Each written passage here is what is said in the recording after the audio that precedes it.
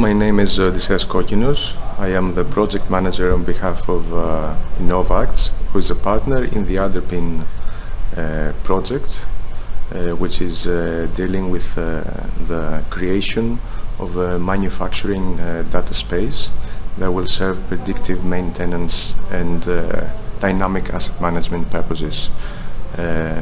serving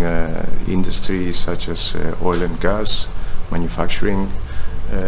and other kinds of SMEs that might be interested in such kind of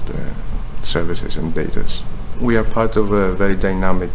consortium of partners with expertise in data spaces and